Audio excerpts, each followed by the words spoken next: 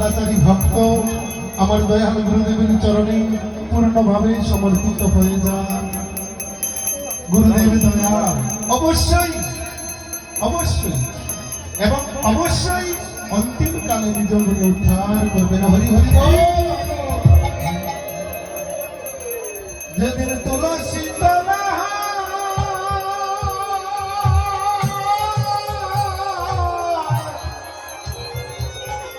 রইব একা ঘর, সেদিন সে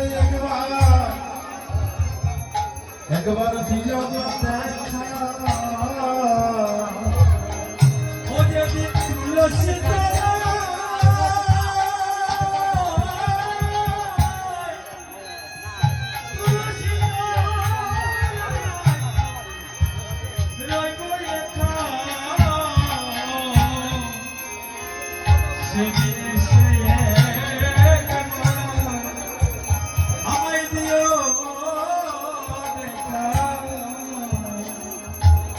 জীবনের অন্তিম কালে দয়াল গুরুদেব ভিন্ন আর কেউ আপন থাকবে না।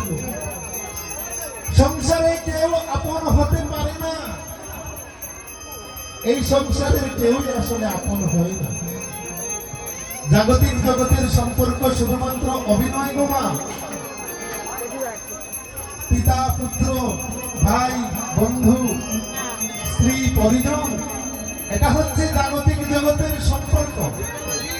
এটা কেবলমাত্র অভিনয় গোমা। আমার সন্তান আছে, সন্তান বলবে আমার পিতা আছে, আমার আশ্রয় আছে, আসলে এটা মাত্র অভিনয়। পারমার্থিক জগতে আমাদেরকে উন্নীত হতে হবে। আমাদের পারমার্থিক পিতাকে, আমাদের পারমার্থিক পিতা হচ্ছেন দয়াল গুরুদেব। মাগো আমি যে বললাম এই জগতে কেউ আপন নয়, তার প্রমাণ কি? আপনারা বলবেন কোথা থেকে কীর্তনী এসেছে? সারা জীবন জানলাম আমার ছেলে, আমার মেয়ে, আমার আমার, সে বলছে কেউ আপন নয়। আসলেই তো কেউ আপন নয়। দেখেন বাবা, আমাদের জীবনে এমনও কিছু কথা থাকে যেই কথাগুলো আমরা আমাদের পিতার কাছে বলতে পারি। আমাদের এমন কিছু কথা থাকে যে কথাগুলো আমরা আমাদের মাতৃদেবীর সাথে আলোচনা করতে পারি।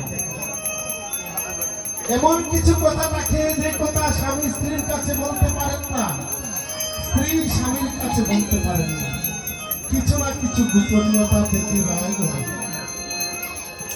তাহলে আমার স্ত্রী, যার কাছে আমার সকল কথা আমি বলতে পারলাম না, কেমন করে সে আমার আপন হল?